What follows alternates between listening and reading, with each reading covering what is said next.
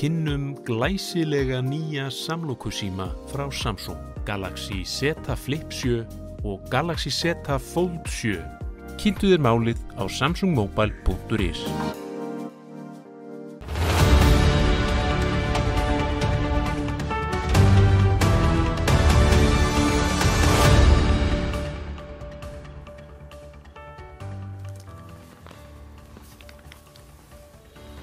Komið sæl og blessuð og velkomin í Spursmál þennan ágæta föstudag 3. október. Þetta hefur verið tíðindamikil vika á landssviðinu. Við vöknum upp við vondan draum raunar á mánudaginn þegar fréttir bárust af því að flugfélagið Play væri farið á hausinn. Þetta rifjaði upp ótrúlega atburði frá 28. mars árið 2019 þegar WOW Air fór sömu leið, þó að þetta gjaldþrot sé að sönnu miklu minna í sniðum heldur en það sem þá gekk á. En 400 manns mistu vinnuna hjá Play og margir fleiri hjá öðrum fyrirtækjum sem hafa þjónustað þetta mikilvæga flugfélag og því ljóst að margir eru í sárum. Núna fer af stað flókið ferli við að koma farþegum heim sem að sitja eftir sem strandaglópar, annaðhvort útlendingar hér á landi eða Íslendingar sem þurfa að komast heim til sín. Í kjölfarið hefst síðan auðvitað mjög flókið verkefni við að vinda ofan af þessu þroti og það var 2 skiptastjórar tekið til starfa og munu sinna því verkefni hér á komandi árum. Það er ekkert grín þegar flugfélög fara niður með þessum hætti. Við munum fylgja þessu máli eftir og ætlum að ræða það hér á eftir í nokkra þaula, hvaða áhrif þetta hefur líka á íslenska ferðaþjónustu. Einn af þeim sem hafa lagt orði í belgum þetta er Eyjólfur Ármannsson sem er samgönguráðherra. Hann frétti af þessu máli raunar bara á yfirstjórnarfundi í ráðuneytinu þegar þetta var allt garð gengið og verður það teljast með nokkrum ólíkindum. Hann mætti viðtal hjá okkur á mbl.is skömmu eftir þessa atburði alla og ræddi það hvað honum finnst þetta. Og hann er á þeirri skoðun að enn eigi að reka 2 flugfélög á Íslandi og það má auðvitað velta vöngum yfir því. En ég hjó eftir orðum sem hann lét falla í því sambandi og ég leyfi mér að vitna hér til hans. Við höfum rekið 2 flugfélög hérna áratugum saman. Það voru alltaf 2 flugfélög hér áður en Flugfélag Íslands og Loftleiðir sameinuðust. Svo var Arnarflug líka rekið lengi og WOW og nú Play. Ég get ekki séð annað en að það sé grundvöllur fyrir rekstri annars flugfélags. Hann gleymdi kannski að nefna Iceland Express í þessu sambandi, en staðreyndin er svo að öll þessi félög sem hann tilgreinir fór á hausinn. Það er ekki til marks það að það hafi verið grundvöllur fyrir rekstrið þeirra, að minnstakosti ekki á þeim tíma þegar það gekk yfir. Og það væri forvitnilegt að fá ráðherrann til þess að skýra þetta mál sitt nánar því að þetta er að sönnu allt hið áhugaverðasta mál. En það eru fleiri mál, alþjóðamálin teygja sig hingað til lands. Kristrún Frostadóttir forsætisráðherra var á leiðtogafundi í Evrópu í gær þar sem var verið að ræða meðal annars öryggis- og viðskiptamál. Þar lýsti hún því yfir að Ísland ætti að verða leiðandi í mótun stefnu viðskipti og öryggismál á norðurslóðum. Það er forvitnilegt að forsætisráðherrann skuli fullyrða þetta enda held ég að flestir séu sammála það að Ísland geti ekki, hafi í raun ekki burði til þess að móta slíka stefnu, allra síst þegar kemur að öryggismálum. Við höfum hvorki stofnanir, innviðin í þekkingu til að takast á við þessar stóru öryggisógnir með þeim hætti sem stærri ríki geta gert. Danir hafa auðvitað lagt sitt að mörkum þrátt fyrir fámenni þar, en enn sem fyrr stólu við fyrst og fremst á Bandaríkin og varnarsamningin við það herveldi frá 1951. Það er ekkert ríki í heiminum sem raunverulega getur varið Ísland annað en einmitt Bandaríkin. Kristrún, hún fer fyrir þjóðaröryggisráði. Þjóðaröryggisráð, það mun funda í dag. En það er merkilegt að svo mikilvæga stofnun í þjóðarlíkamanum hefur ekki komið saman síðan í júní síðastliðnum. Það hefur mjög margt gengið á hér á landi og erlendis síðan þá í öryggismálum. Drónar hafa farið á loft eða verið tilkynntir við Keflavíkurflugvöll rétt eins og í Danmörku, þó að málið sé stærri sniðum þar heldur en hér.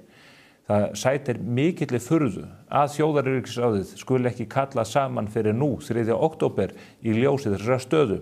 Ef horft til þjóðaröryggisráðsins í Danmörku þá er ljóst að það fundar að minnstakosti 5-7 sinnum en hefur fundað oftar að undanförnu vegna þess alvarlega ástands sem þar hefur skapast. Og mér langar til að drepa hér niður í lögum þjóðaröryggisráð bara þannig að fólk glöggvi sig á því hvað hér er að vera. Það er forsætisráðherrann sem boðar þjóðaröryggisráð reglulega til funda og hann boði jafnframt til funda þjóðaröryggisráðs eftir atburðir hafa orðið eða eru yfirvofandi sem ætla má að hafi áhrif á þjóðaröryggi. Staðan gagnvart Rússum og hvernig þeir hafa vaðið uppi gegn NATO-ríkjum sannarlega dæmi það og hefði átt að gefa forsætisráðherranum tilefni til þess að boða til slíks fundar. Og hér segir ennfremur í lögunum að þjóðaröryggisráð hafi eftirlit með því að þjóðaröryggisstefna fyrir Ísland sé framkvæmd í samræmi við ályktun Alþingis og jafnframt samráðsvettvangur þjóðaröryggismál.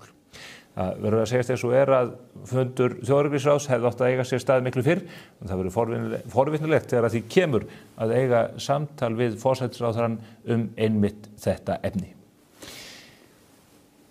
Vikan var líka tíðindamikil að þeirri ástæðu að við fjölluðum hér á föstudaginn á vettvangi spursmála listamannalaun og hvernig samtök skattgreiðenda hafa tekið sér til og greint ákveðna þætti í útgreiðslum þessara styrkja.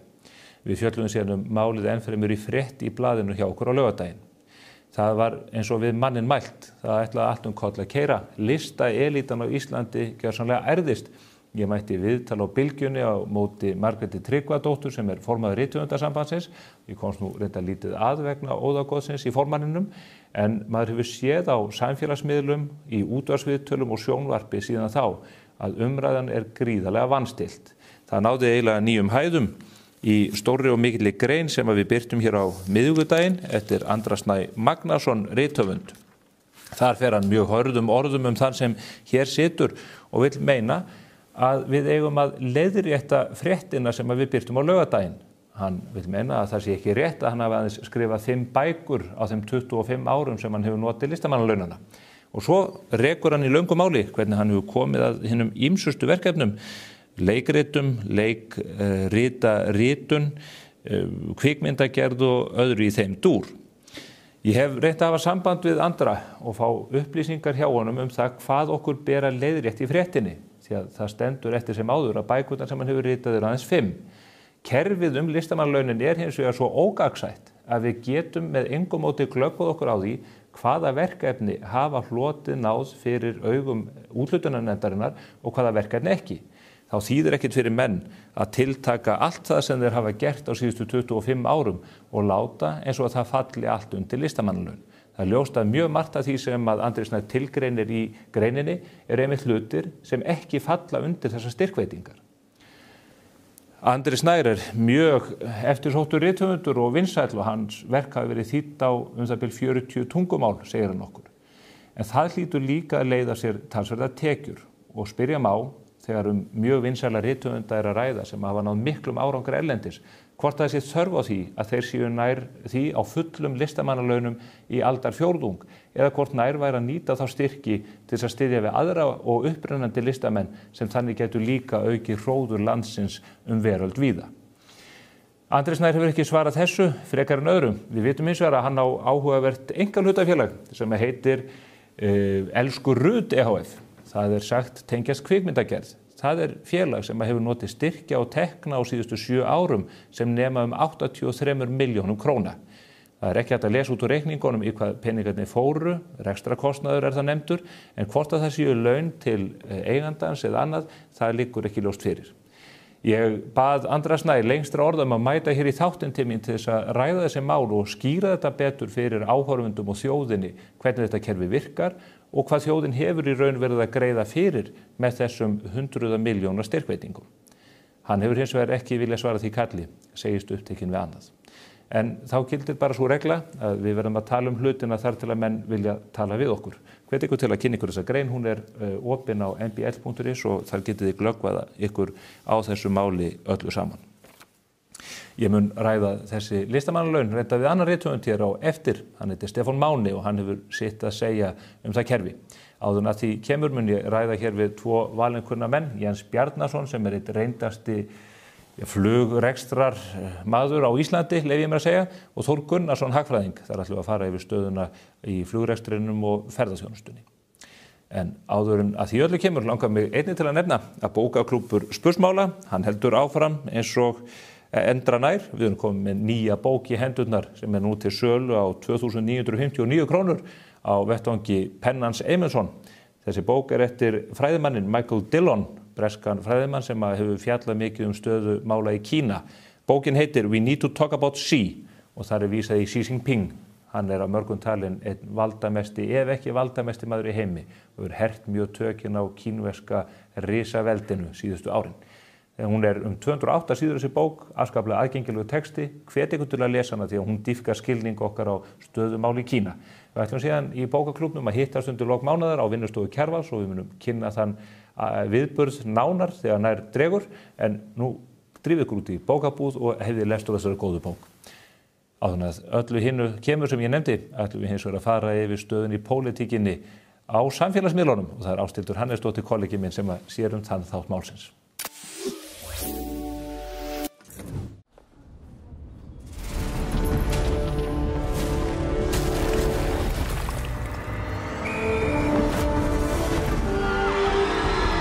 Hvern langar þig að hitta í dag? Pennin Eymundsson. Vantar þig bílavarahluti? Á Poulsen.is finnur þú bílavarahlutina út frá bílnúmeri. Velur viðeigandi varahluti og pantar. Við sendum all land. Poulsen.is. Ristnan á leiðinni niður. Gott eða slæmt? Cardio. Einfaldari útgjöld. Málaðu heimilið í þeim lit sem hugurinn girnist með kópalinnimálingu, svansvottuð og íslensk framleiðsla. Máling. Klæddu bygginguna í stíl með álklæðningu frá Límtré Vírnet. Íslensk framleiðsla, nýsköpun og áratuga þekking. Kynntu möguleikana á limtrevírnet.is. Ok, vá, crazy vika að baki sem einkenndist svo sannarlega hæðum á lægðum þar sem að sorg og gleði mættust. Fall Play setti svip sinn á andrúmsloftið og stemninguna í samfélaginu, en góðu fréttirnar eru þær að í vikunni stóðu við kjördæmavika hjá þinginu og þeir dagar eru sko eitthvað allt annað en gleðisni sorg. Þingmannahjörðin fær þá að leika lausum hala og upplifa alveg glás af gleði í kjördæmum sínum veitt og breytt allar trissur. Gummari og Alma Mö skemmti sér allavega mjög vel í vikunni og greinilegt að Alma leynir svolítið á sér því að hún rústaði Gummara í ballskák. Og ballskák biljard eða púl eða snóker eða eitthvað svona borðspil eitthvað með kúlum, ég veit ekkert hvað þetta er. En sennilega hafa þau bara ákveðið að gerast frekar alþýðleg í kjördæmavikunni og gerðu sér bara heimsókn á okkur snóker á púlstofu því að sko þau vita að þar snúast hjól atvinnulífsins svo sannarlega.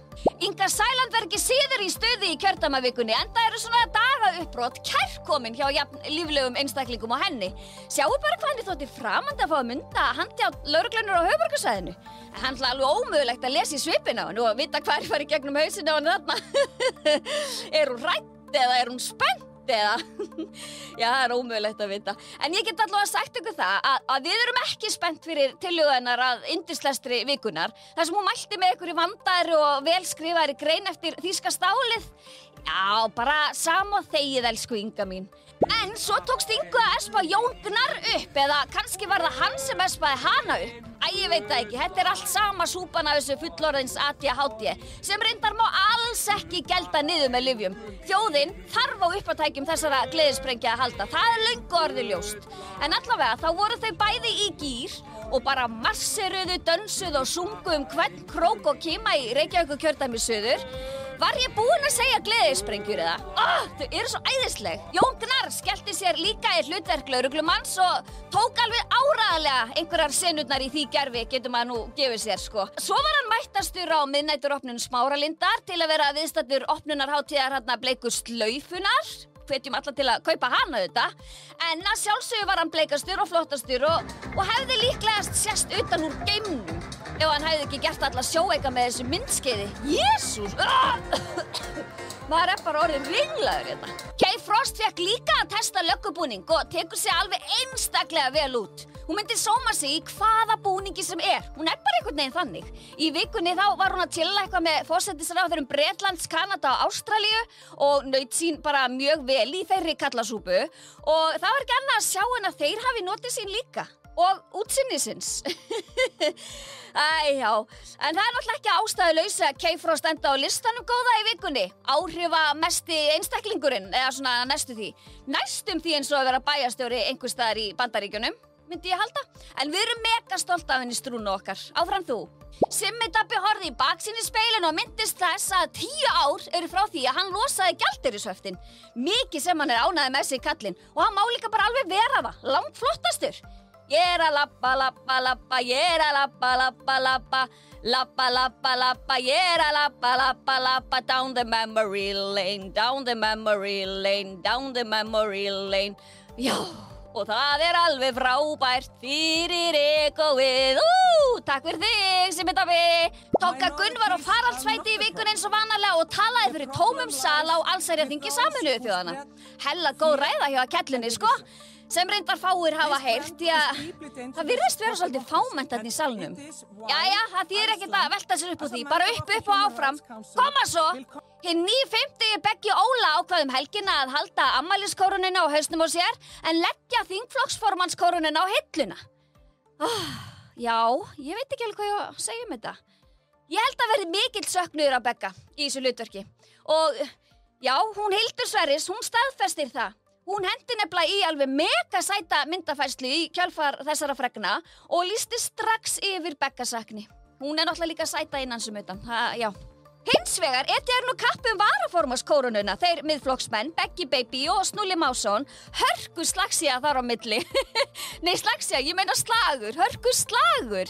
En ég meina varaformaður miðflokksins, hver það? Já, maður veit það ekki. Var það Simmi Dabbi? Var hann bæði varaformaður og formaður eða? Ég þekki það ekki. En hvað með Siggu And? Hún þá ekki bara nýr þingflokksformaður eða hvað? Bara ekki Karl Gauti. Allt nema Karl Gauti. Ég bið ekki annað. Sanna lá undir feldi eða allavega undir teppi í vikunni. Ætli hún fari ekki fram fyrir VG í næstu kosningum bara. Svandís og félagar, þau eru allavega með einhverju smá lífsmarki þessa dagana. Æsi spennandi. Ísdrottningin útúðaði miðborginni í vikuna og fekk bágt fyrir frá fyrrverandi borgarstjóra Degi B. Eggertsinni sem bauð henni svo í göngutúr borgina svo hann gæti nú bara sýnt henni öll meistaraverk sín. Túristagildruna og líflausar byggingar sem eru bara Guðrúnu alls ekki að skapi. Hún gat auðvitað ekki þegið þetta göngutúraboð því að hún var að liffa og njóta, eins og maður segir, í útilegu, svona eins og maður gerir á haustinn. Herðu, svo kom bara Þórhallur Gunnarsson eins og þruma úr heiðskýru lofti og flengdu þau bæði, þau Guðrún og Dag, á beran bossan.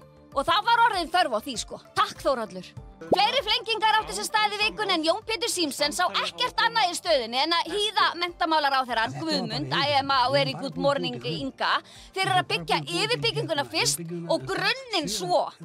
Ég meina, halló, ding dong, engin heima eða?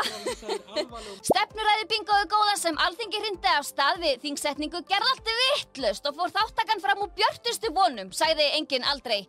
En bingo þáttakan, hún borgaði sig allavega fyrir Heiðrúnu Völu sem var dregin út af handahófi og fekk í staðinn hústúr þingið að launum. Woohoo! Geðveik verðlaun! Herði, svo skráning hafin á landsþing miðflokksins. Litla veislan! Jæja, það allavega ekki hægt að láta sér vanta og það það nokkuð. Þið skráið ykkur og við sjáumst þar. Sjáumst stress, ekkert stress. Bless, bless! Nú fylgir glæsilegur kaupauki með nýjum samlokusímum frá Samsung. Kynntu þér málið á samsungmobile.is. Ert þú búinn að kíkja á fitnessport.is? Fjölbreytt úrval af fæðubótarefnum fyrir fólk á öllum aldri. Fitnessport.is. Fyrir fólk eins og þig. Ég búinn að leggja heldingspening í þetta. Nýtt í sjónvarpi Símans Premium. Reykjavík Fusion komin í sjónvarp Símans Premium. Nú getur þú prófað litinn áður en þú málar. Voilà! Prófaðu mitt rými á húsa.is, húsasmiðjan. Góð hljóðvist gríðarlega mikilvæg þegar kemur að veljan á vinnustað. Hjá A4 bjóðum við upp á fjölbreyttar og vandaðar lausnir fyrir hvaða rými sem Hafðu samband eða kíktu í heimsókn og kynntu þér hljóðvistar lausninar sem henta þínum vinnustað. Já, ef að þetta innslag Ásthildar kemur okkur ekki í helgarstuði þá veit ég ekki hvað. en það eru önnur mál sem við þurfum að taka þér fyrir, kannski ekki eins upplífgandi en mikilvæg þó.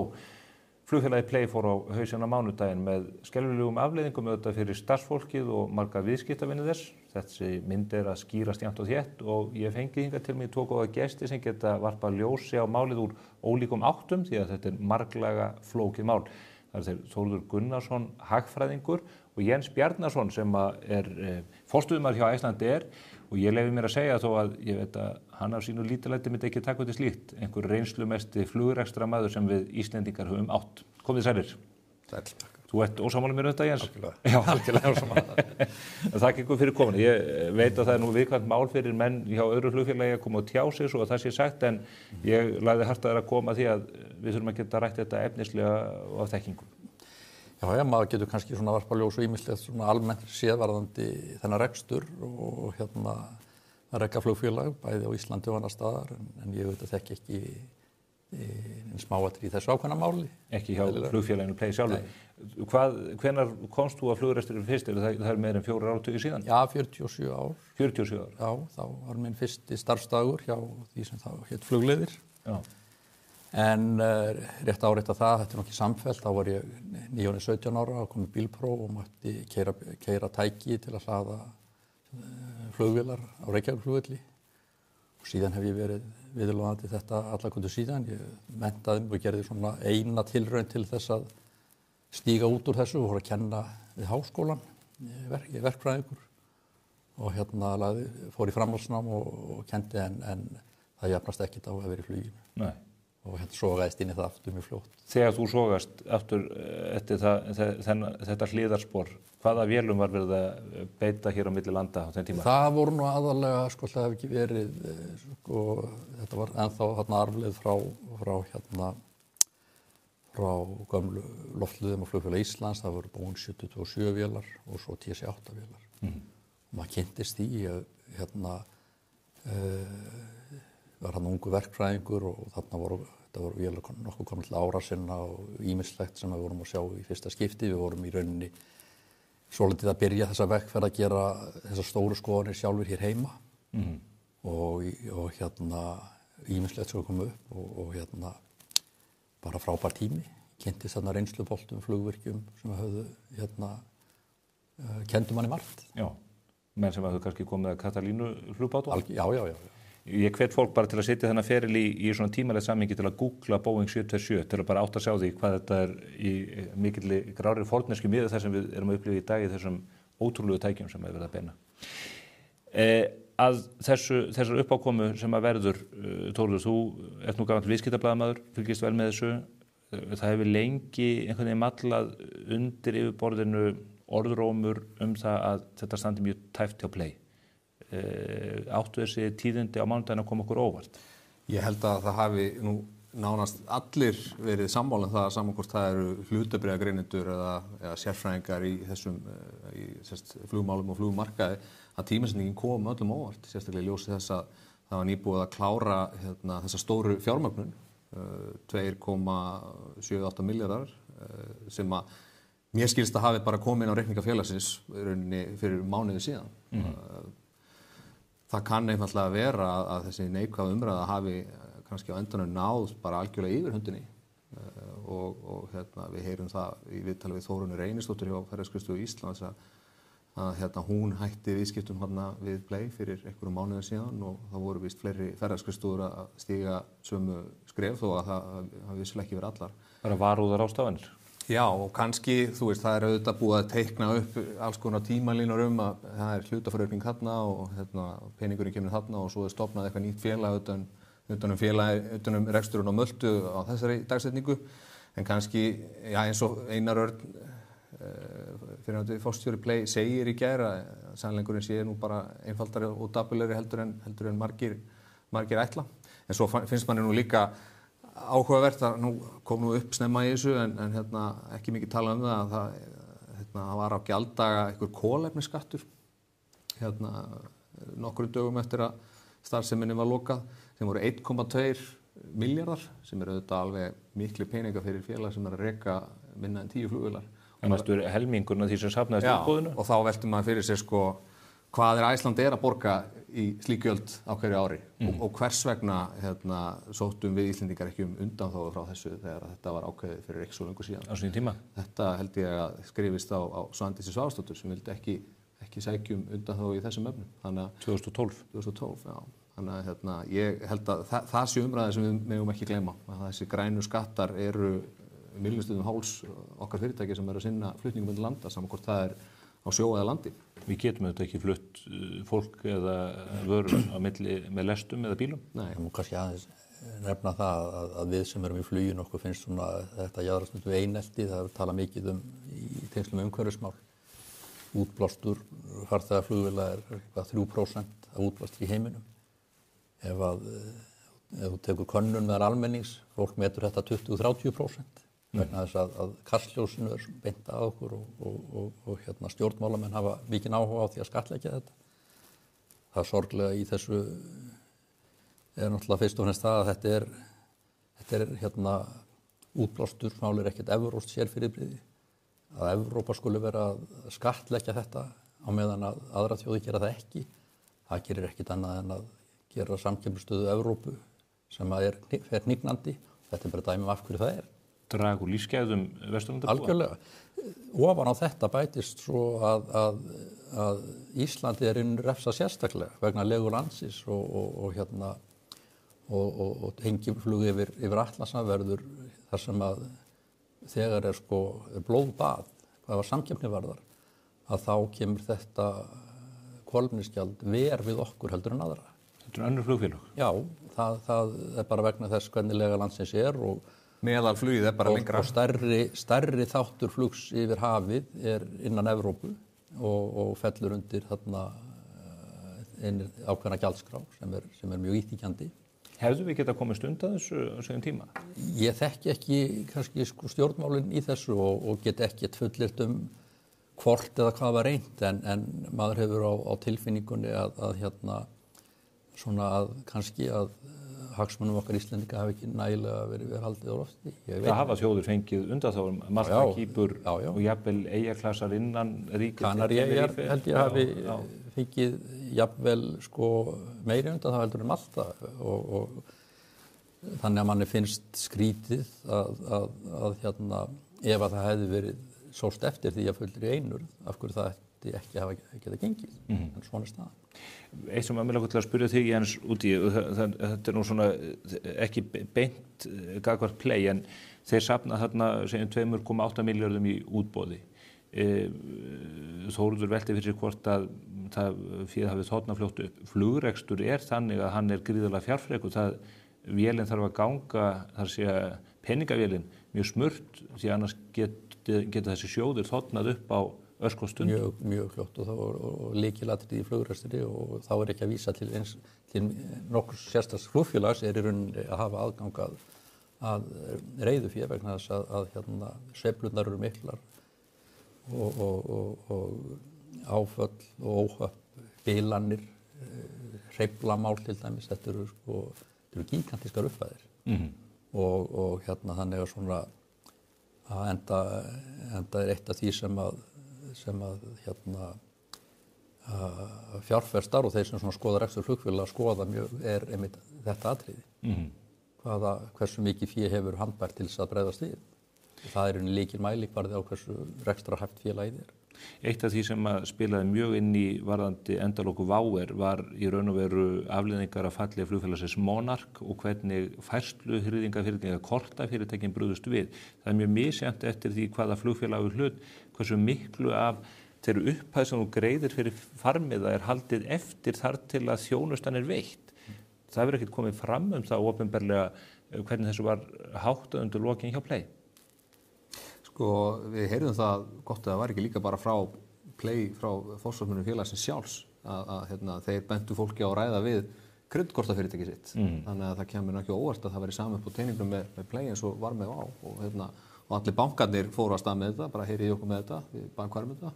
Þannig að manni finnst nú sennilegt að það hafi verið svipað upp á teiningnum. Já. En það væri fróðlegt segja að vita hvað hlutfallið var stundum ef maður sé að þetta sé 70% í einhverju tilvikum 100% og þetta var eitt af þeim atriðum sem að þurrjós algjörlega sjóðina hjá WOW þarna undir lokin. Það er ekki ólíklegt að bara að þeir sem að höndla með þessi kort að þau bara meti áhættu viðkomandi rekstraraðila og stilli þess að þætti að með tilliti til þess. Ég myndi það mér. Nú ferðu félagið þarna mánudag að því lokað, það eru ótrúlega sögur af fólki sem var nýkomið inn í Leifsstöð, taldi sig vera leiðin í flug, var jafnvel búið að borga fyrir yfirvikt sem það átti að fara að greiða í flugi yfir hafið. Hvaða prósess þetta sem fer í gang þegar að flugfélag fellur? Þið til dæmis á vettvangi Icelandair, þið verði fyrir áhrifum að þessu, það streyma inn bókanir eða beiðnir frá fólki sem þarf að koma sér á milli áfangastaða. Já, það sem gerist er það að þau flugfélög sem eru að fljúga á sömu leiðum finna það og fljótt að það er verið að sækjast í þessi sæti sem eftir eru sérstaklega svona í nærtímanum því að þetta er að gerast núna, skilurðu, þetta er bara... Fólk er komið út á völl. Og þá eru oft á tíðum bara vélar full bókaðar og lítil tækifæri til að bóka sig og þau sæti sem laus eru miklu færri heldur en sá hópur sem að verður fyrir skakkaföllum út af niðurfellingu. Stundum stíga stjórnvöld inn í og óska eftir því að önnur félög greiði sérstaklega götu þessa fólks. Það var gert þegar Vá féll, ef ég maður rétt. Og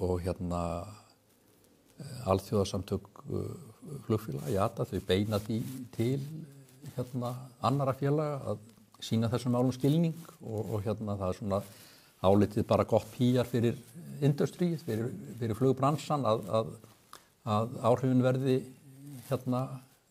sem minnst.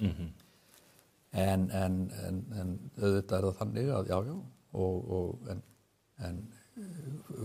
önnur félög, hvort sem það er á Íslandi eða eitthvað annað, að það getur náttúrulega ekki farið að sérverleggja eða taka á sig einhvern kostnað út af svona skakkaföllum. Þetta er auðvitað, við höldum að fljúga okkar flug og ef að kemur beiðni frá stjórnvöldum að bregða sérstaklega við, þá skoðum við það og viljum gjarnan liðsinna þessu fólki. En þetta hefur áhrif á fjárstýringuna. Fjárstýring í flugi er mjög virk og verð tekur mikið mið af eftirspurninni.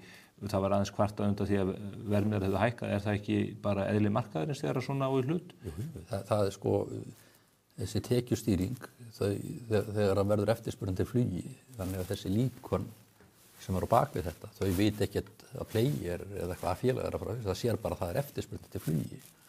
Þetta er sjálfvirkt? Já. Og það er ekki flugfélag í áætlunarflugi sem hefur ekki svona tekjustýringu, virka tekjustýringu. Það er bara eitt af lykilatriðum þess að reka flugfélag í dag. Og það er mjög erfitt eða bara, ég vil segja ómögulegt að fara að taka eitthvað sérstakt tillit til einhverja einstakra farþega, hvernig þetta er í dreifikerfum út allan heim. Eitt félag er ekki í aðstöðu til að meta hvaða farþegar, hvaða einstaklingar sem sækjast í flugi hafa orðið fyrir því að flugfell liður hjá einhverjum öðrum út af rekstrarstöðum til dæmis. Það er útilokað. Þannig að það sem gerist eðlilega, og það er bara liggur hlutarnas eðli að þegar nærtryggðu brottför, vélin fyllist meir og meir, þá verða sæti dýrari. Það er bara rekstramódelið. Það er ekkert, og þannig virkar þetta hjá öllum. Það sitja ekki allir í sömu verðum í samskonar sætum, það þekkja menn náttúrulega. Play var ekki mjög stórt félag að búa að vinda mikið ofan að þessu. Er flugmarkun fljótur að gleypa þetta verkefni eða sjáum við eima eftir að þessu vanda lengi? Ég er nú kannski ekki alveg með það er auðvitað margir sem áttu panta með Play eitthvað inn í framtíðina en þetta er ekki, held ég, að þeirri stærðargráðu að það séu gerðar einhverja sérstakar ráðstafanir, sett upp einhver aukaflug eða eitthvað slíkt. Ég held að það leiðakerfi sem til staðar er ekki bara Icelandair, ég meina við erum með 30 flugfélaga fljúga hingað, að það geti svona jafna þetta út. Sópa þetta upp? Já. Horfum aðeins á breiðari myndina, Play fellur, 400 manns missa vinnuna, einhver 100 manns í tengdum greinum eða þjónustu við hjá Airport Associates og slíkum á Keflavíkurflugvelli.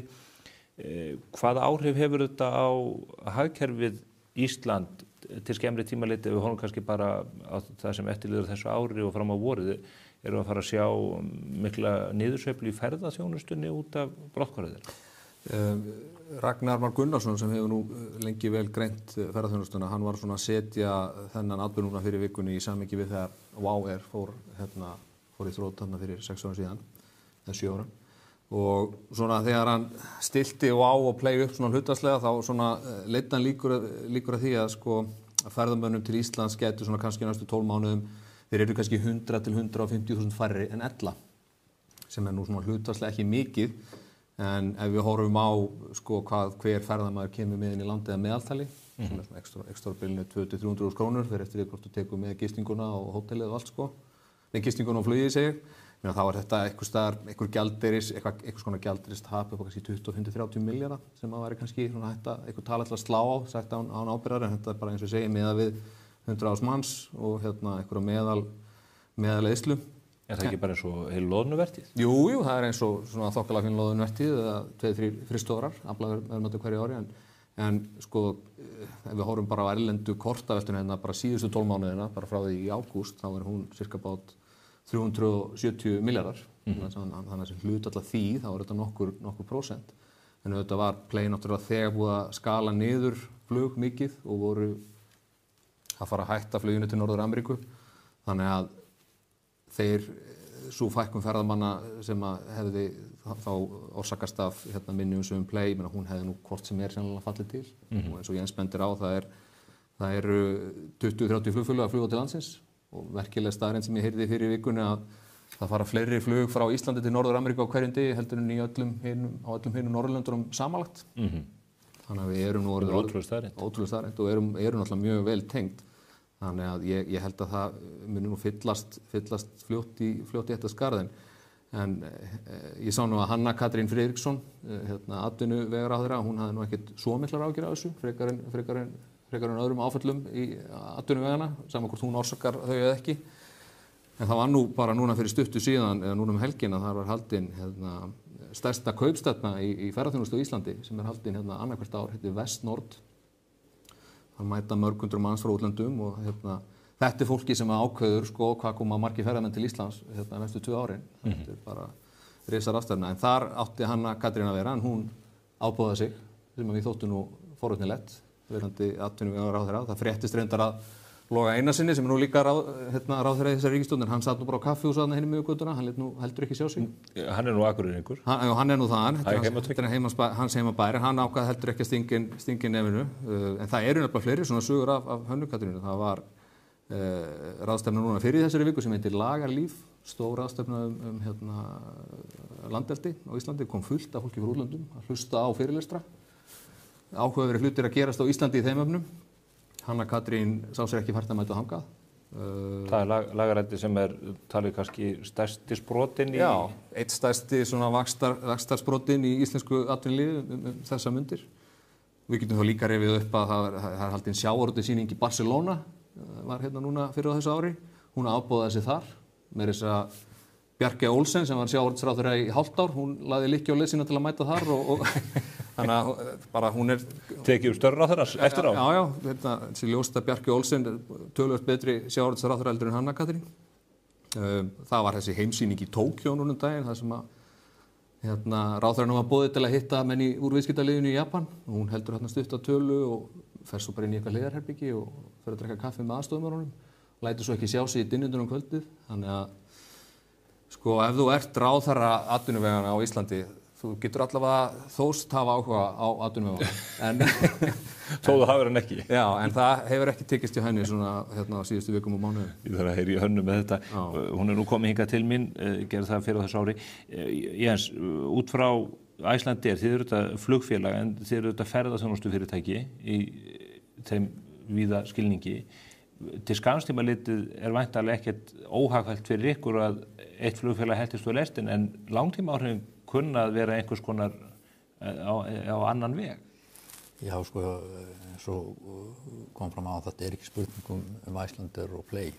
Þetta fjöldi í flugvéla og auðvitað getur það verið þannig að þegar einhver fer af markaði að þá, hvort sem það við eða eitthvað af þessum fjölmörgu erlendu félögum, sem þessum eru bara stærstu félög í heimi, Delta og United, þetta eru risa félög, að þau sjá sér tækifæri í þessu en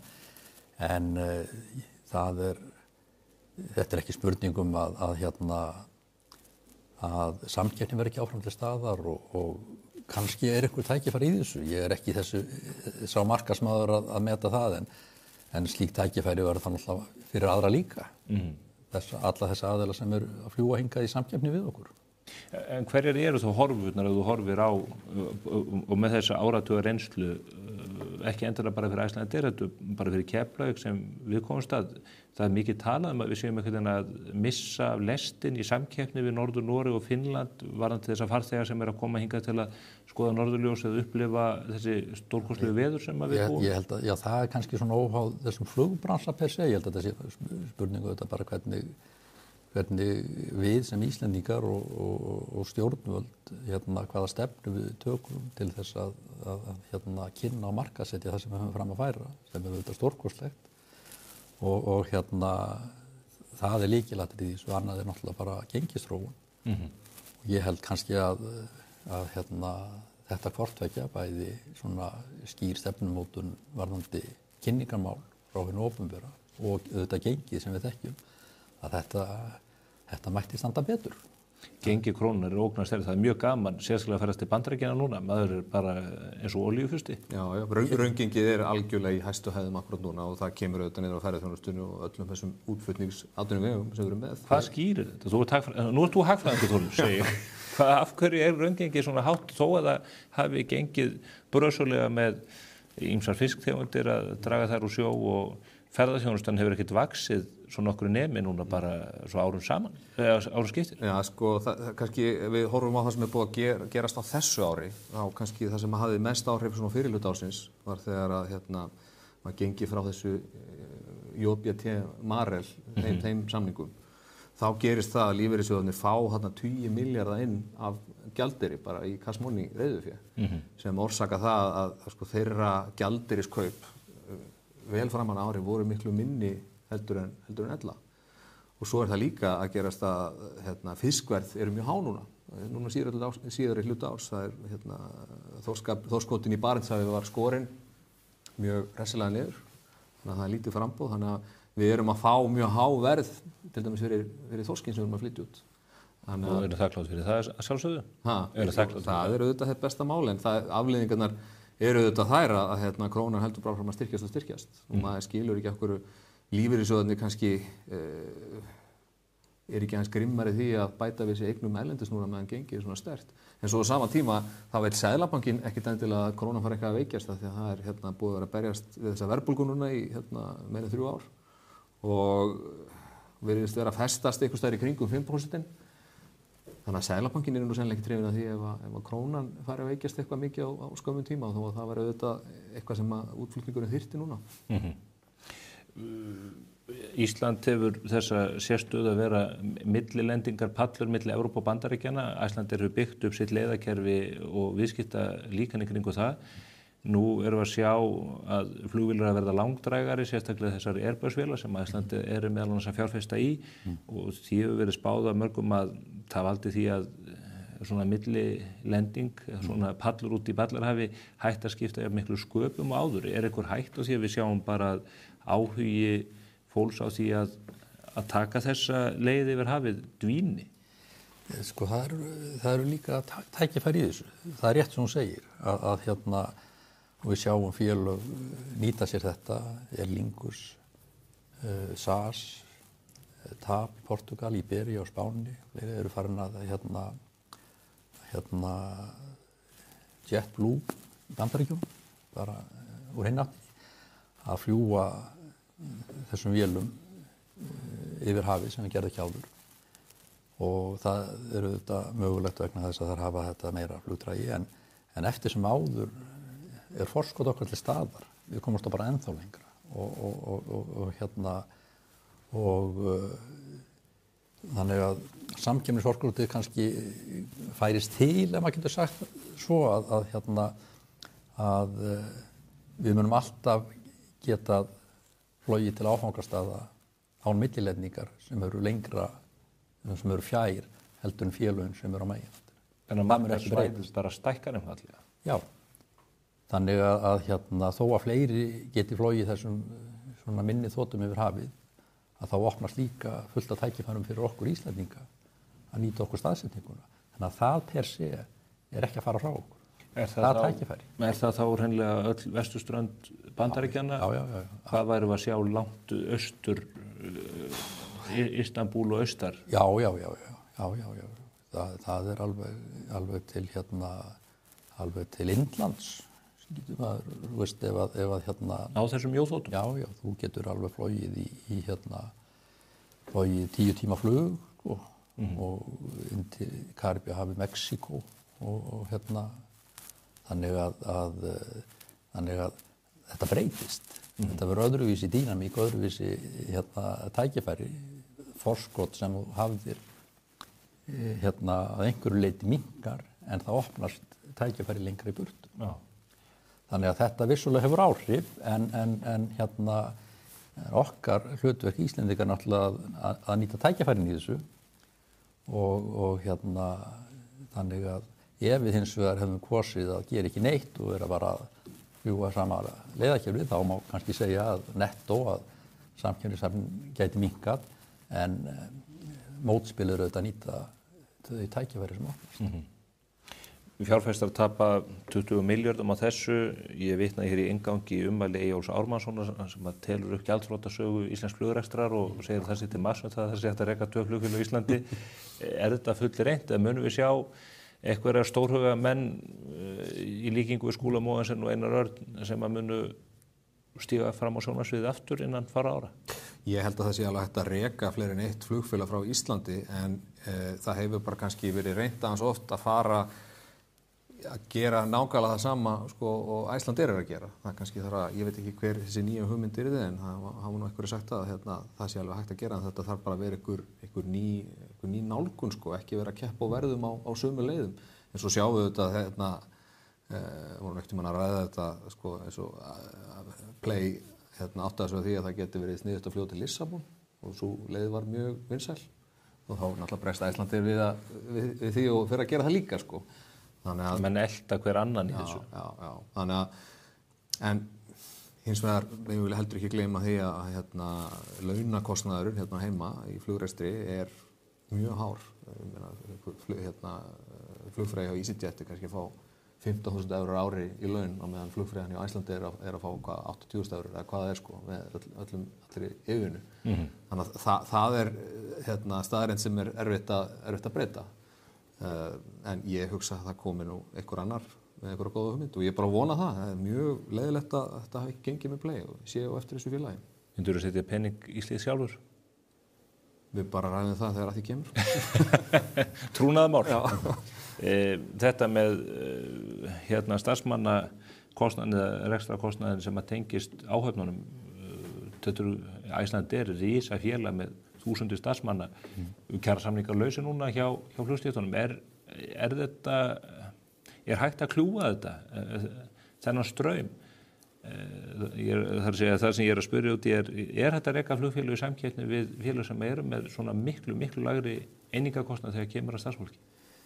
Það er auðvitað mjög erfið, Ísland er bara, kostnaður á Íslandi mjög hár, það er ekki bara þetta dæmi sem þú nefnir, það er bara almennt séð og þess vegna náttúrulega við tek undir það með Þórði að það verður alltaf erfitt að reka flugfélag jafnvel til og frá Íslandi hver svo sem það er í samkeppni við Wizz Air og EasyJet og slík félög, það er alveg ljóst.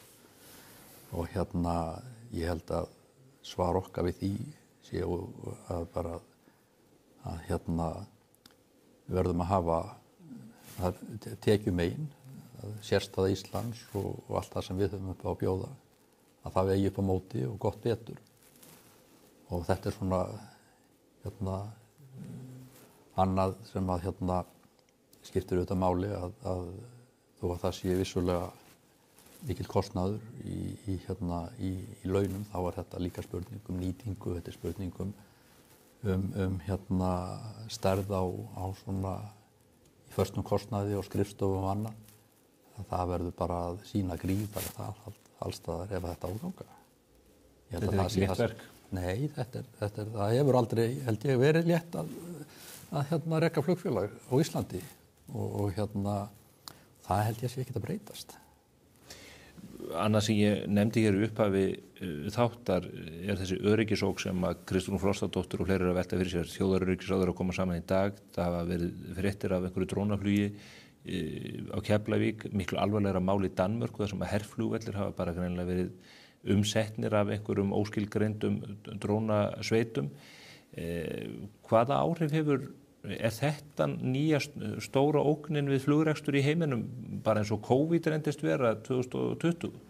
Já, þetta er ákveðnir hlutir í þessu og drónar eru vissulega eitt og það er svona þetta alþjóðaregluverk.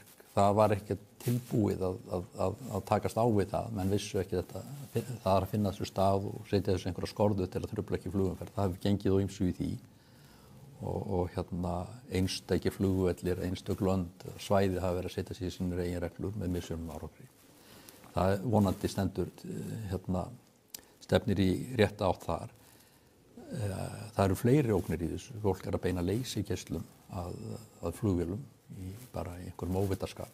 Inn í flugstjórnarklefanum? Já, það er dæmi það og það eru núna sérstaklega í seinni tíð erum við að sjá truflun á staðsetningabúnaði. Það eru GPS-merki eru trufluð og bjöguð. Þetta í Miðausturlöndum og núna í Austur-Evrópu þá er þetta bara virkilegt öryggismál og þannig að það má segja að þetta risk og þessar hættur það eru svona að teygja sér svolítið inn á ný svið. Þetta getur gert fólk svo óttaslegið að það treystir sig ekki til að fljúga? Já, það er alltaf rétt áreitt á það er nú ekkert sem að bendi til þess að þetta verði nokkuð tíma í slíkum mæli og flug er náttúrulega með aðra ferðamáta eins og allir vita gríðarlega þetta klassíska dæmi að út í miklu meiri hættu að keyra Keflavíkurflugvöll heldur en að nokkuð tíman í flugvélinni sem flýgum með. En því er ekki að leyna að það eru svona ákveðna nýjar ógnir í þessu og við eins og aðrir þurfum að við gerum áhættumat, nýtt áhættumat í hvert skipti sem við förum inn til nýrra staða og þá eru þessi hlutir skoðaðir. En gera flugfélög eins og Icelandair einhverja ráðstafanir núna þegar að fréttist þessum drónumanna, er það stjórnvald, er því samtali við stjórnvöldum? Það er þannig að þetta er í rauninni þegar að svona verður vart, þá eru það að viðkomandi ríki eða flugvellir sem að aðvara við þessari og þá við erum ekki taka svona, við fylgjumst ekki með þessu sjálfstætt en við tökum þetta sjálfsögðu bara mjög alvarlega allar slíkar og mikil það sem að tilgetinu slíkt og var fljúgum þá ekki. Svo einfalt er það. Menn taka enga áhættu í þessu? Nei. Þórður, ég veit að þú ert ekki öryggissérfræðingur, þú sér sérfræðingur í mörgu. Sérðu fyrir þér að þetta getur orðið ógn ef að þetta breiðist út og flugvellirnir verða fyrir meira áreiti eins og dæmið í Danmörku ber vottum? Já, það verðist vera að það sé raunin eins og þú segir réttilega, þá veit ég lítið öryggismál og dróna en ég get hins vegar komið með eitt þessu tengt þetta er ekki bara drónandi sem fljúga í loftinu, þetta er líka þeir sem er ofan í sjónum og ég heyrði sögu af fyrirtæki í Noregi sem að framleiðir svona neðansjávardróna sem eru notaðir til að skoða torfur af ýmsum fisktegundum og skipskrokka og annað slíkt til að í staðinn fyrir kafara. Núna er eitthvað fyrirtæki í Noregi sem hefur búin að vera í fínum business með þetta, selja dróna inn í svona verkefni, allt í einu komið með bara stærri pantanabók að hefði getað látið sér dreymum af því að núna þarf að fara að fylgjast með neðansjávarstrengjunum líka. Þetta voru eins og pantanabókinni á Marel. Já, næstu því. Þannig að það bara nýr iðnaður í kringum þetta. Já, þessi iðnaður mun væntanlega vaksa hratt á næstu misserum. Og drónar sem að menn að tala að geta nýst líka til að vakta laxeldis, kvíarnar og annað til að auka öryggi í þeim efnum. Já, það er kostur og galla við þetta allt saman. Já, það til jákvæður og neikvæður hliðir á flestum hlutum. Vissulega. Þakka ykkur kærlega fyrir samtalið þessi mál. Við vonum að það greiðist vel úr þessu bæði fyrir starfsfólki sem þarna misti vinnuna og farþegana og auðvitað að Icelandair gangi vel. Við þurfum að hafa öflugt flugfélag sem að kemur okkur landa á milli. Við erum algjörlega einangruð ef að er ekki Icelandair með langmest umsvif á vellinum í dag? Jú, og það er alveg rétt en ég tek undir það að maður finnur til með þeim sem að starfsfólki og farþegum sem að urðu fyrir áfalli við allt vegi. En við bara verðum að hafa öflugt og sterkt flugfélag og eins og þú nefnir með bara tíðni og fjölda áfangastaða. Þetta er ekkert sjálfgefið að við höfum þetta. Nei. Og þetta er náttúrulega algjörlega ef þú situr þetta í samhengi, nefndir hérna hér Norðurlöndin, fólksfjölda hér og hugsaði bara fyrir viðskipta lífið í landinu að vera markaði, flytja vörur, fara á milli staða. Þetta er algjörlega ómissandi. Ja. Og við verðum að hlúa að þessu og tryggja það að þetta verði að það verði hér rekstrargrundvöll þannig að þetta sé að halda þessu áfram og byggja þetta upp. Já. Komum ekki ferskum þorsknökundum Frakklands sem við flugi. Nei, og það er nú lostæti. Þakka ykkur kærlega fyrir komuna. Jens Bjarnason og Þórður Gunnarsson. Takk. Við fællum þetta að tala flugfélögin en munum auðvitað taka þetta til frekari skoðuna hér á komandi vikum gerir ég ráð fyrir. Ég er hins vegar ekki alveg hættur. Ég ætla að halda áfram að ræða við ykkur listamannalaunin. Andri Snær Magnason treystir sig ekki til að koma hér og ræða þessi mál. Hann getur ekki útskýrt fyrir okkur hvað það er sem við höfum að leiðrétta í fréttum sem við höfum flutt að listamannalaununum. Ég held að allt sem við höfum haldið fram þar sé nú bara rétt og satt. En ég hef fengið hins vegar hingað í hús til mín annan rithöfund sem hefur skoðun á listamannalaunum og mikla reynslu af því að sýna af sér mikil afköst í bókaritun. Það er Stefán Máni, fylgist þið með. Meinhollur, ljúffengur og sívinsæll. Þú kemst á toppinn með Eyjabita. Með Garmin fylgist þú með hverju skrefi og árangri. Það eru allir vegir færir. Garmin búðin Ögurhvarfi, garmin.is. BPO innheimta er þínu fyrirtækja kostnaðarlausu. Hafðu sambandi síma 454 7000. BPO innheimta þjónusta í þína þágu. Subway hefur aldrei hljómað svona vel. Láttu okkur sjá matinn í veislunni. Subway, ferskleiki er okkar bragð. Lexus RX. Komdu og reynslagtu RX 450h Plus Plug-in Hybrid. Þín býður óviðjafnaleg upplifun. Lexus Kauptúni. Við hljótum að fagna umræðum menninguna, listirnar, listamannalaunin og útgáfuna. Við stefnum inn í eitt mest spennandi tímabil ársins hvað það varðar. Þegar jólatónleikar og jólabókaflóðið fara að taka á sig mynd. Við munum að sjálfsögðu taka á því hér á vettvangi spursmála og svo auðvitað á nýjum menningarvef blaðsins á mbl.is sem hefur vakið mikla eftirtekt og gleði menningarsamfélagsins. Þar er verið að vinna gott starf. Ég hef fengið hingað til minn mann sem að ég lengi haft í hyggju að spyrja spjörunum úr. Það heitir Stefán Máni og er einn af frægustu og eftirsóttustu rithöfundum þeirra kynslóðar sem að ég tilheyri næstum því. Blessaður og sæll. Sæll og sæll. Ég leyfi mér að segja þetta, ég er auðvitað aðeins yngri en þú, en við erum af svipuðu svæði. Þú ert ættaður úr Borgarfirði? Borgarfirði og Snæfellsnesi. Og ert alinn upp á Snæfellsnesinu? Já, Ólafsvík. Þú á næsta ári ert að halda upp á rithöfundarafmæli? 30 ára afmæli. 30 ár.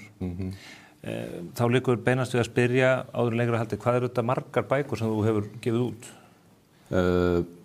Eftir 3 vikur verða þær orðnar 29 á 29 áram. Það er einu ári? Já, að meðaltali. Já, stundum fleiri, stundum færri? Stundum engin, stundum 2 og einhvern tímann kannski 3 ár, ég er ekki viss. Kemur 30. bókin út árið 2026? Já, ég lofa því. Það er loforð? Já. Mér langar til að spyrja þig vegna þess að þú ert með þetta sérstakann bakgrunn af rithöfund að vera. Þú kemur, svo sem eins og margir Íslendingar utan á landi, þú byrjar mjög ungur að hasla þig völl sem rithöfundur. Ja, 26 ára, jú, það er svona Jú. Það fyrsta bókin, hún kemur út. Það þá 1996. Já. Og hvað það sem að drífur mann frá Ólafsvík út í það að skrifa bók? Það bara frábær spurning, skal ég segja þér. Af því að ég heltist fljótt út úr skólakerfinu og kláraði ekki menntaskóla og svo framvegis og var bara að vinna í fiski og byggingavinnu og svo framvegis. Og var eitthvað svona eftir tvítut var eitthvað aðeins að fikta við að skrifa ljóð og eitthvað svona, en bara fikta. Og svo þetta 94-95, þá ég að vinna í hraðfrystihúsinu í Ólafsvík þegar það fer á hausinn eins og gerir stundum á Íslandi að hraðfrystihús fara á hausinn og þá mistu svona næstu í allir vinnuna að unnu mjög margir eins og gengur að gerist. Þú eru reiðarslag fyrir bæinn? Já, og var svona, það var vetur sko, það bara svona myrkrið var ennþá dimmara og mikið svona vonleysi og þetta var mjög ömurlegt af því að það alveg nógu krefjandi að vera út á landi í myrkrið að vinna í fiski þó maður var ekki að missa vinnu líka og svo bara kom í kjölfarið bara svona atvinnuleysis tímabil og þá fór þetta að svona lifna einhvern veginn innan með mér að ég fór meira að leita í að skrifa og þetta var svona eitthvað svona sáluhjálp, ég var ekki búin að finna upp áfallahjálp eða neitt þannig á þessum tíma en ég fór svona, það var mín sáluhjálp í þessu atvinnuleysi í myrkrinu út á landi að fara að skrifa og það enda með því ég fæ hugmynd sem að mér finnst, ef hún heldegur mig og það það sem að gerist maður fær góða hugmynd, hún heldegur mann, hvað sem að hugmynd að ég opna fyrirtæki eða eitthvað annað og ég klára að skrifa litla bók og svo fer ég suður bara með alla mínar eigur í einum bíl til þess að gefa bókinu út og það var ástæðan fyrir að ég fór í bæinn, það var til að gefa út bók og gerast rithöfundur. Þú keyrðir í bæinn með handrit? Já, gerði það og gerði þetta bara sjálfur, lét prenta og gaf sjálfur út fyrstu bókina, bara litlu upplagi. Það var svona lítið skref sem að ég held að eiginlega væri búin að meika það sko.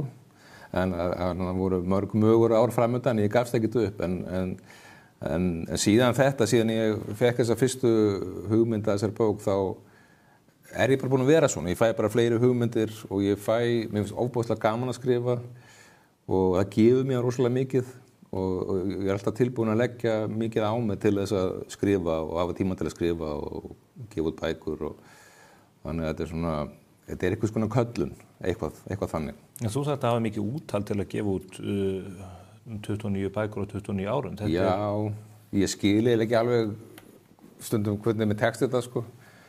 Af því að, já, þegar maður horfir á þetta svona fjarlægð, þá þetta alveg mikið. En einhvern veginn þetta bara svona einn dagur í einu. Ég skrifa alltaf sko, ekkert endilega mikið, en á hverjum dag alla daga, líka á sunnundum og líka á jólunum og áramótunum. Ég tek mér ekkert frí en ég ekkert endilega vakin að sofin, en maður alltaf að gera eitthvað og þá bara, ef maður alltaf að gera eitthvað, þá verður eitthvað til sko. Og hvernig gerist þetta síðan þú gefur út fyrstu bókina sjálfur, þú kemst einhvern veginn inn á radar væntanlega? Ég valla sko og svo fer ég að halda áfram að skrifa og senda handrið til alveg útgefanda. Ég ætla nú ekki að gefa út aftur sjálfur sko, það mikið vinna og svona mikið bras. Þannig ég fór að senda handrit og fá höfnun, bara ítrekkað og hélt áfram að skrifa og senda handrit og fá höfnun. Og svo skrifa ég handritabók sem að ég var lengi að skrifa, þó var ekki löng, hún heiti Myrkravél. Ég var lengi að skrifa hana því ég var bara reynslulítill og þetta var svona, þetta erfitt fyrst. Og ég sendi hana bara til Máls og menningar og ég sagði við sjálf mig, ef þeir segja nei, þá það bara búið, þá ég bara hættur. En svo fekk ég já.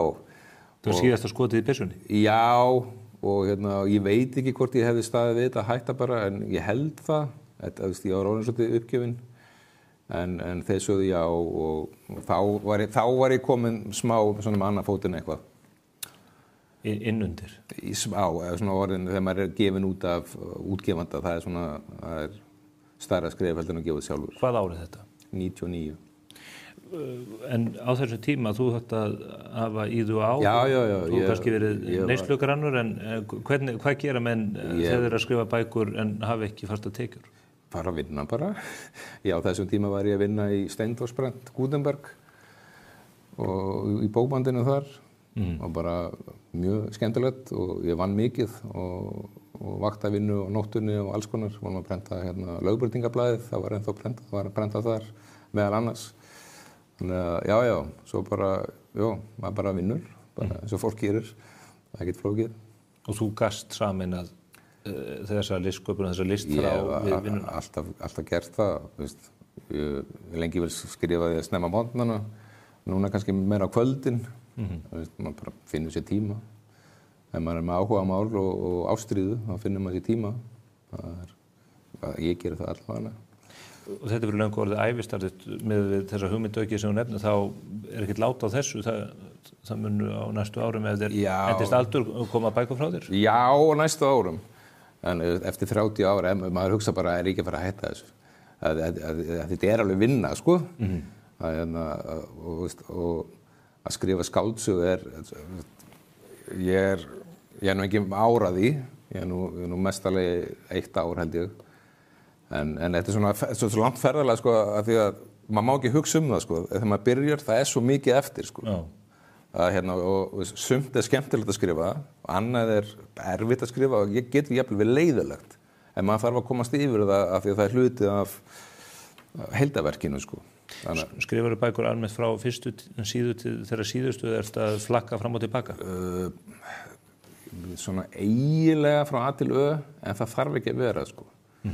Maður getur gott að byrja á einhverju sem manni finnst spennandi, sko, sem er ekkert endilega upphafið og svo getur hlutinni breyst, sko, að maður svona, þetta væri nú kannski bara frábær fyrsti kafli eða enda þarna, eða eitthvað svona, þetta getur alveg breyst en það er nú þægilegast að gera þetta svona eiginlega svona í réttri röð, það er svona minna ruglingslegt fyrir mann, sko. Eitt af því sem maður hugsar oft út í þegar listsköpun annars vegar, það er þetta markaðstorg. Flestir þurfa að framfleyta sér á listinni með því að selja verkin sín, hvort sem það er tónleikahald eða lög á Spotify eða bækur. Jólabókaflóðið er auðvitað ótrúlegt fyrirbæri sem maður er alveg upp við og þar selst auðvitað stór hluti þeirra bóka sem seljast á ári hverju. Hvernig er að taka þátt í slíku kapplaupi? Er engin annars bróður í leiki í því? Þetta er alveg smá skemmtilegt, sko. Þetta er líka svona pínu geðveiki. Þetta er mjög sérstakt. Þetta er alveg einstakt að eiginlega öll bóksalan sé þarna á 4 til 6 vikna tímabili. Og það er svolítið brjálæð og það fekk allir þetta þegar allir rithöfundar landsins eru að reyna að vekja sér athygli eða svona athygliskapplaup og komast í svona þætti og útvarp og sjónvarp og í viðtöl og svona. Þetta verður svona athyglisíkissúpa sem getur orðið mjög þreytandi örugglega. Það verður einhverjir vonandi á hurðarhúninu hér í desember? Já, það kemur ekkert óvart, sko. Og ég er orðinn svona frekar leiður á þessu að fara í viðtöl og Þakkaði kærlega fyrir að mæta. Og að við erum ekkert að bara fara að tala um það kannski, sko. Og en þetta getur alveg verið þreytandi, sko. Að stundum hefur maður ekkert mikið að segja nema ég var ekki út nýja bók. Nei. Það er ekkert Það er tíðindi sjálfur sér en kannski efnislega ekki mikið um það að segja. Kannski ekkert heitasta lumman í bænum að segja einn bókin, sko. Ég veit það ekki, sko. En þetta er mjög sérstakt að erlendis er meira, sko, maður sér fólk erlendis lesa í strætó, lesa í lest, lesa á kaffiúsum og fólk er meira svona alltaf að lesa, sko. Með bók í hönd og omkring. En mér finnst samt eiginlega, sko, það er mjög stutt sem ég var á biðstofu eins og gengur og gerist og svo er ég í símanum eins og gengur og gerist að svara einhverjum skilaboða með eitthvað kjaftaði. En svo þegar ég líti upp á símanum þá eru 2 konur mér svona til hvora handar og það eru báðar að lesa bók og annars vegar, sko, dauðskammaðist ég fyrir að vera að hanga í símanum eins og einhver úlingur og hins vegar fannst mér þær alveg æðislegar að hafðu bara með þessi bók og voru að lesa. En mér finnst þetta er eiginlega aukast held ég, sko, jafnvel í sundi að fólk sé í sólbaði að lesa bók en Mér finnst alltaf, ég var alltaf svo hrifinn að ég sé þetta, þessi alveg með það, sko, hann bara með bók, sko. Það einhver kyrrð yfir því, sjá fólk á kaffihúsum og bók. Já, ég les alltaf, finn mér alltaf tíma að lesa og það er svo gott, óbóðslega gott að lesa. Alveg eins og þegar maður að hangi í símanum og maður þreyttur, þá finnur maður bara heilinn byrjar að steikjast, sko. Það er engin velja, þetta bara svona eitthvað, en lesa, það er bara svona sérstaklega maður lesa góða bók, sko. Við finnum þetta eins og í bókaklúbbi Spursmála, við erum að hvetja fólk til að lesa og það margir sem að koma til okkar og segja, frábært að ýta við mér hérna í maí eða ágúst og oft þá auðvitað líka að ýta við fólki að lesa bækur sem að það hefði ekki endilega gripið sér sjálft. Kannski þarf að hugsa líka leiðir til þess að ýta við fólki. Fólk fer af stað og fólk ánægt. Já, það er svo hollt að lesa og það geta allir fundið að það þarf ekki að vera bókið til mig. Það getur verið... Ekkert endilega, það er betra. Ekkert endilega. Og það getur verið, ég les ævisögur og fræðibækur og þetta er alltaf góð hugmynd og gott fyrir heilan og þetta er róandi og maður lærir eitthvað nýtt og það er bara mjög gott. Í jólabókaflöðinu erum með svona dagsuppfærslur, heyrið útgefandi og segir, er staflinn að lækka í einmitt svona í kringlunni eða? Já, smá þannig sko, en það er rosalega erfitt að vita eitthvað hvað er búið að selja. Jú, ég get farið í Bónus og kíkt á bunkan, það segir ekkert mikið en það er alltaf gaman ef það er lítill bunki og ringir maður útgefandan og segir að það sé lítill bunki í bónuskeifinni og þá drýfur hann sig á staðinn en það er svona smá, jú, ef maður fer alveg all inn í þetta, maður getur orðið alveg pínu geðveikur, sko, að því maður stjórnar þessu ekki neitt. Nei, þú ert búin að leggja, þetta tekið úr þínum höndum og svo færð þú bara uppgjörðun í ári. Já, ég get ekkert verið að stjórna því hvað fólk er að kaupa eða ekki kaupa. Standa við rekkana á. En í þessu sambandi, þú hefur verið lánsamur, leið mér að segja, lánsamur, gott orð. Já, menn vinna auðvitað fyrir sínu, en þú er lánsamur í því að þessar bækur þínar á síðustu árum hafa verið feiki vinsæl, þú hefur verið að verma topplistana í mest seldu bókunum. Já. Er það ekki rétt? Og þetta er lán, það er alveg rétt. Og þetta er, ég er lánsamur og mjög þakkláttur. Af því að þetta var ekkert svona í upphafi hjá mér, sko, bækurnar seldust mjög lítið. En svo kom sprenging með Svartur á leik. Já. Og þá fór ég svona meira, það sem sagt eignast lesendur, og maður eigið það ekki neitt. Og það var alveg stór mögnu tilfinning, sko. En já, ég hef verið mjög lánsamur. Var það bókin eða kvikmynd? Bókin, sko. Já, og þetta vinnur svo saman? Já. En já, ég er mjög lánsamur. Og svo var ég með þessar rangumöndum að það væri bara strákar og kallar sem var að lesa mig. Svo kemst ég því að þetta er eiginlega mest konur. Nú er það? Og þetta er ekki bara ungt fólk, þetta er líka miðaldra fólk, þetta er líka gamalt fólk, þetta er alveg ótrúlega breytt. Ég hef einmitt heyrt í fleygt oftar en einu sinni í gegn tíðin að þína bækur höfði sérstaklega til ungra karlmanna. Er það bara bábilja? Ég veit ekki hvað það er sérstaklega, en það höfða til ungra karlmanna og það er mjög mikilvægt að það gerir það, einhver gerir það, af því að ungi karlmenn eru svona áhættuhópur í þessu, að þeir finna ekkert alltaf eitthvað til að lesa af því að þeir finnst ekkert allt skemmtilegt. En já, ég fengi mikið viðbröð meira kannski frá svona kennurum og foreldrum. Foreldrar hafa samband að kraftaverki gerðist að úlingurinn þeirra fóru að lesa eða kennarar sem er að hæla mér af því að þeir ná til strákana í bekknum og það eru nokkra bækur eftir mig sem eru kenndar og lesnar í framhaldsskólum, jafnvel í gagnfræðaskólum. Og þetta er mjög skemmtilegt. Væntanlega því að kennar að sjá að það er efni sem að höfða. Já, en þetta er ekkert sem að ég eitthvað ætlaði eða reyndi, af því að það er ekki hægt að þú getur ekki búið það til markup, eða ég held að misefni, sko. Það sem ég gerir bara alltaf, ég er alltaf að skrifa bók sem mér finnst skemmtileg. Svo er ég bara svo heppinn að ég er ekki einn að skoða það, sko. En það er bara það sem ég er að gera, ég er bara skemmta mér. Ég get ekkert ímynda mig hvað öðrum finnst og ég veit ekki neitt.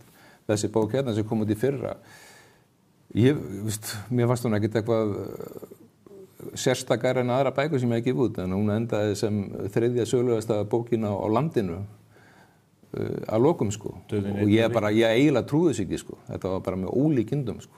Þetta er ekki þínum höndum? Nei, og maður veit aldrei hvað fólki finnst, sko. Þú nefnir skólakerfið, þú segist þú flosnaður upp úr skóla og klárar ekki menntaskólan og ferð að vinna. mega svoleiðis menn skrifa bækur? Ég held að með þyrftu flestir eða helst að vera með bókmenntapróf. Nei, sko, Sjón, kollegi minn, hann í sömu sporum, sko. Já. Hann ekki stúdent til dæmis, sko. Þannig að þetta ekki bannað. Nei. Þetta ekki bannað. Ég veit ekki hvort það þykir fínt endilega.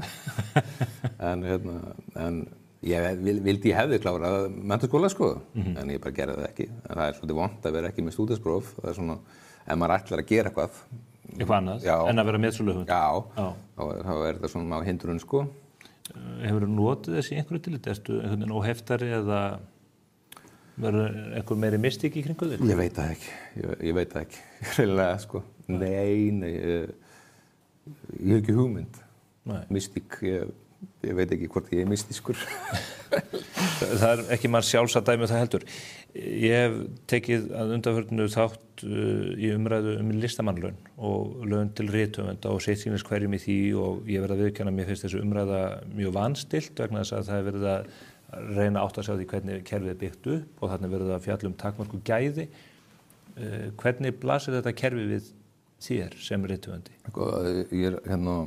Ég held að viðbröðin hafi verið ofsafengin og svona hálf geðtrufluð, sko.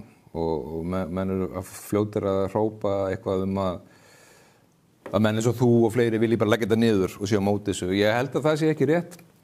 Ég get staðfesta. Já, ég held að svona bara flestir sé eitthvað á móti þessu í grunninn, sko.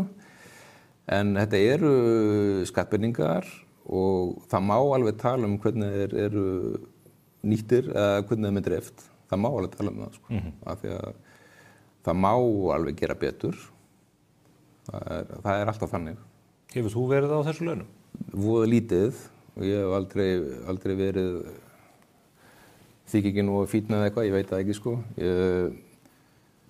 Ég hef aldrei fengið meira en 6 mánuði og ég hef fengið 6 mánuði að langt síðan, sko, en nokkur sinnum. Ég geti ímyndað mér, ég er ekki búinn að athuga þetta en á þessum 30 árum eða 29 árum séu mánuðinni svona 40, en hvort það minna eða meira, ég veit það ekki, sko. En ég fengið 6 mánuði, 406 sinnum, 3 mánuði, 2-3, stundum ekkert, eða bara oftast ekkert. En sækir alltaf um? Oftast. Ég hef ekki alltaf gert það, sko, stundum bara gefst maður upp, sko. En sko, þetta er alveg eldfim umræða, sko, og það sem að mér finnst, sko, sumir hafa talað um núna eins og að rithöfundar eigi bara rétt að því að bara vera bara á launum, bara alltaf. Formaður rithöfundarsambandsins talar þannig? Já, ég ekkert sammála í það. Það enginn öruggur í sínu starfi. Það á enginn, þó að einhver sé búinn að teikna 2 hús að vera á launum sem ævinar sem arkitekt. Það bara bjánulegt að tala svona og maður að sækja til að skrifa ákveðið verk og maður að segja frá því verki hvað bókin og svona og hvað tíma maður áætli í þetta og hvað maður ætla að gera bara mánuð fyrir mánuð og ég hef alltaf staðið við það sem ég ætla að gera en mér finnst ekki rétt, sko, að sko það bara eins og þegar verið að gera útboð hjá ríkinu, byggja brú að það vita allir reynda að fara öll útboð í vitleysu á Íslandi, ok.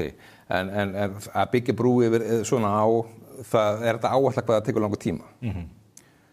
En ef þú ert ekki búin að því eftir þann tíma, þá lendir í vandarum. Það geta verið dagsektir og vesen, sko. Og mér finnst ekkert, sko, ef ég segist fyrir 5 ár til að skrifa eina bók, þá ég nú ekki mjög duglegur. En burtséð frá því hvort ég væri að fara að skrifa meistarverk í sögu bókmenntanna, þá finnst mér ekkert að ríkið eigi að borga mér laun allan tímann, sko. Að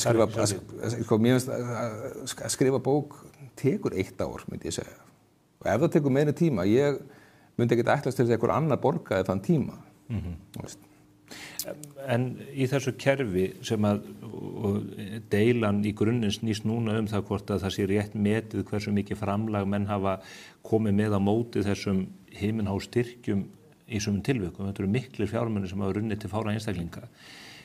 Það ekkert gagnsæi í þessu. Við vitum ekki hvaða verk falla þarna undir eða hvaða tímaramma menn settu sér? Þetta of óskýrt og þetta byrjum svona óskýrt og það vita allir að það klíkuskapur, það sést alveg, það vita allir. Hvernig sést það? Á því hverjir eru þarna alltaf og hverjir eru þarna nánast aldrei. Það er já. En það ekki þá, eða rökin eru bara að þetta séu bara bestu höfundarnir? Þetta er það fólk sem við ættum að vera að veðja mest á, eða? Það eru örugglega sem eru á þeirri skoðun, sko. En þetta er svona, já, mér finnst alveg að mætti dreifa þessu betur. Þeir hafa ítt aðeins við, ég minnir að í síðust úthlutun hafi þetta verið 7% af svona nýrri höfundum. Það er væntanlega krítískasta skeiðið í lífi hvers höfundar að menn fá einhvers konar bakstuðning, hvort sem það er að útgefandi samþykja að gefa þau út eða þá þú fáir 6 mánuði eða 9 mánuði til þess að vinna. Það er alveg mikilvægt að styðja við nýliða, sko. Það er bara borðleggjandi. En svo líka, sko, þetta á allt undir högg að sækja, íslenska tungan á undir högg að sækja, og bækur og bóklestur og bókmyndir eiga undir högg að sækja, það er svo mikið samkeppni, það er bara símarnir og Netflix og þannig að svona, þetta mætti alveg vera, þetta bara styðja betur við alla höfunda sem eru að skrifa og gefa út, af því að, leið að fólk hættir að kaupa bækur, það er ekki bara ég fái minni tekjur, þetta útgefandi fyrir hausinn. Það er mikið undir, bókabúðunar lendi vandræðum, það er mikið undir, þannig að það á alveg að styrkja höfunda sem eru bara duglegir. Er þá ekki afkasta hvati í kerfinu? Það virðist ekki vera, sko. En þetta skiptir alveg máli, ef við ætlum að hafa bókmyndir og tungan sé ekki, hún er í hættu, það er bara barnaskapur að halda öðru fram. Þannig að það má alveg styrkja þetta, mér finnst það, en það á að vera praktískt, veist. Aðalatur er einmitt að geta átt samtal þetta til þess að kerfið verði betra, til þess að þetta komi veg fyrir spillingu og annað og væntanlega. Upplýsingagjöf getur ekki verið hinnu ítlæði. En svo bara, ég hef ekkert verið á spenanum og þar með ég alveg með góða sjálfsvirðingu og ég þarf ekki að skammast mér fyrir neitt og það getur enginn bent á mig og sagt að ég sé ykkur afæta. Ég er bara svona, ég er stikkfrí, það er ekki búið að skemma mig með einhverju dekri, sko. Nú, ég hef nú eitthvað verið sakar það að tala menn sem afættur, en það bara eru hugtök sem hafa verið mjög framandi. Já, en þetta er svona, sko, ég myndi ekki kæra mig á að vera bara á listamannunum. Mér myndist það bara of mikið, veist. Það er of mikið í land. Já, stuðningur er fínn, en að vera bara haldið uppi, ég vil ekki að neitt haldi mér uppi, ég er bara vinnandi maður. Nærðu það framfleytaðar á listinni? Nei. Ekki fullkomlega? Ef ég væri bara einhleipur og ég borðaði mikið af bökuðum baunum þegar ég var sveltandi listamaður, en ég bara get ekki leyft mér það í dag með barn og framfæri og svo framvegis, sko. Nei, það væri ekki háa tekjur. Þannig að þú vinnur með þessu? Já. Og það tekst þrátt við það? Já. Ég meina, þetta er bara eitthvað sem ég vel að gera og staðan fyrir að horfa á Netflix á kvöldin og er ég kannski að skrifa bara. Þannig að ég vorkenni mér ekkert fyrir það. En maður verður að halda sjálfsvirðingunni.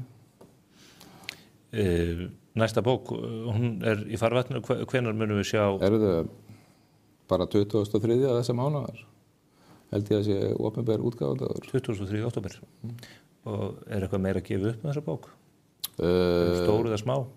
Hún er svona, hann Hörður Grímsson sem er honum vinsæll en ég. Já. Og þú ættir að fá hann einhvern tímann hérna í spjall, sko. Og nýja bókin heitir Hinn helga kvöl. Já. Og hún byrjar daginn eftir að þessi bók endar. En þetta eru ólíka bækur, ég reyna alltaf að koma með eitthvað nýtt. Minn helstu ótti er að endurtaka sjálf á mig. Þannig að ég reyna alltaf að koma með eitthvað nýtt, sína nýja hliðar á Herri Grímsinni og nýja sína á heim afbrota og eitthvað. Og ég er alltaf eitthvað að skoða samfélagið.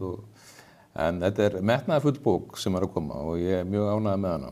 Og svona, já, hlakka til að gefa hann út. Ég hlakka til að handfjalla hana og lesa leið. nafni. Þakka þér kærlega fyrir komuna í þetta ágæta spjall á föstudag. Takk sömuleiðis. Þá ekki meira á vettvangi Spursmála Morgunblaðsins þennan ágæta föstudag. Við þökkum ykkur fyrir samfylgdina. Verið sæl.